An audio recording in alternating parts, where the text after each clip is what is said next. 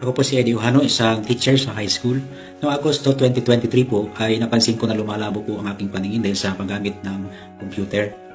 Kaya naisipan ko na pumunta po sa optical clinic para magpagawa ng salamin. Pero nang ko suriin doon sa optical clinic, nalaman ko na hindi na pala nakakabasa itong kanang mata ko. Kahit anong lens ko ang ipagamit ito sa kanang mata ko, ay wala na po talagang mamabasa. Kaya nalaman ko na barado pala ang ugat ng aking mata. Dahil doon, dalawang procedure po ang sinuggest nila sa akin. Yung steroid injection, yung high dose po na nagkakahalaga ng 14,000. At isa pang procedure, yung laser po na nagkakahalaga naman ng 27,000 pa ako sa Facebook.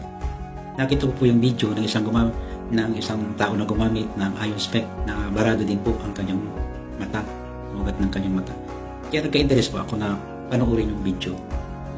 Pagkatapos po noon ay nag-message po ako doon. Nakatanggap po sa message ko ay si Ma'am Arian Gonzalez Garcia.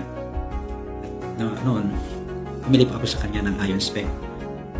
Simula nung gumamit po ako ng ion spec, nawala na po yung pagluluha at pangingirot ng aking mata. At sa loob po ng isang buwan, nawala po yung aking sinusitis, pati po yung aking vertigo. Hindi na rin po ako sinusumpong ng high blood pressure.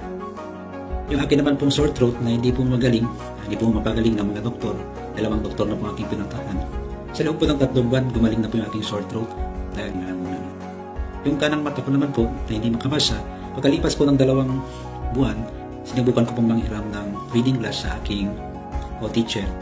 Yung reading glass po ay may gradong 200 at laking gulat ko po